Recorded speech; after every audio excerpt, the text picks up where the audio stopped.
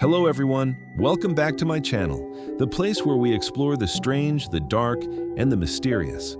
Tonight, I'm going to tell you the story of a man who lived his entire life guided by logic and science, a man who worked as a robotics engineer for NASA for 15 years, but who would later claim that something unexplainable, something terrifying, followed him into his own home. This is the story of Bill Vaile, the NASA engineer who says he was attacked by a demon.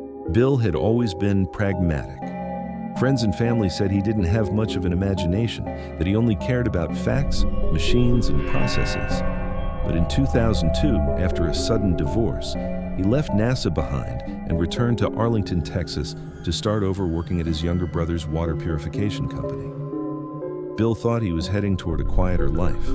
What he didn't know was that this was just the beginning of a nightmare. One Saturday, the company received a strange call. The customer insisted that Bill himself come to their house exactly at 5 o'clock, not a minute earlier, not a minute later. Bill thought it was odd, but agreed. At 5 sharp, he arrived at a large brick house, its doors slightly ajar. From inside, he heard a woman scream, "Get out of here! Leave this place!" He pushed the door open and stepped inside. What he saw was bizarre. 3 men knelt on the floor, and a woman circled them, clutching a book, chanting in a language he couldn't understand. Every so often she screamed again, "Leave these people! Get out!" Just as Bill turned to go, the woman looked straight at him, pointed directly at him, and held her gaze. A cold dread rushed through him. Without another thought, he bolted out of the house. That night back home, the strangeness began. Out of the corner of his eye, he saw a shadow dart across the living room. Later, while half asleep, he felt something scamper across his feet. And then, in the middle of the night, his bed shook violently. But when he checked, there had been no earthquake, no sonic boom, no rational explanation. Bill tried to tell himself it was nothing, but deep down, he knew something was wrong.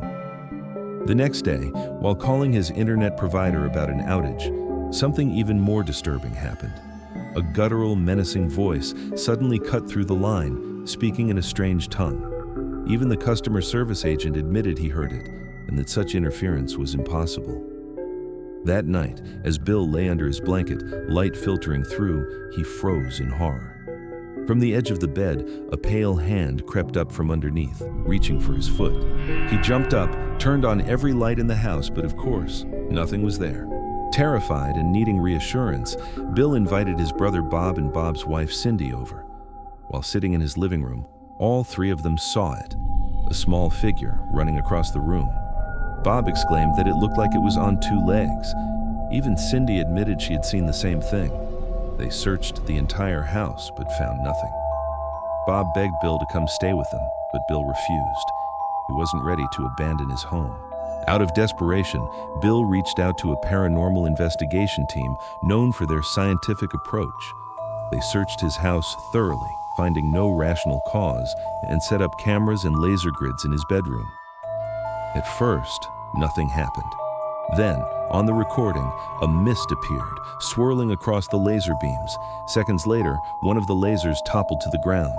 When the team enhanced the audio, faint, chilling whispers emerged. They told Bill to leave immediately. But stubborn as ever, Bill decided to stay. That night, alone, he sat in bed with upbeat music playing to comfort himself. Suddenly, a deafening crash shook the entire house, as though a truck had slammed into the walls. Bill ran outside, no damage. Then, the sound erupted inside his dining room, and finally, upstairs in his bedroom. And then, it appeared. From the foot of his bed, a massive black figure emerged, over 6 feet tall, hunched and twisted, with jagged teeth jutting from its mouth. It moved in sharp, jerky motions, leaned forward until its face was inches from his, and let out a guttural growl before vanishing into thin air. From that night on, Bill woke with scratches on his chest. Stress drove him into the hospital multiple times, suffering near heart attacks. He began to suspect that the woman he had seen on that strange house call wasn't just screaming at thin air. She had been performing an exorcism, and she may have deliberately summoned him there at the exact moment she needed someone new to bear the demon. Even after priests performed exorcisms on his house, the activity never stopped. To this day, nearly 20 years later, Bill still lives there, When asked why, his answer is chilling. I couldn't live with myself if I made someone else go through what I've endured. And that is the story of Bill Vaile, the NASA engineer, the man of science, who found himself face to face with something beyond reason.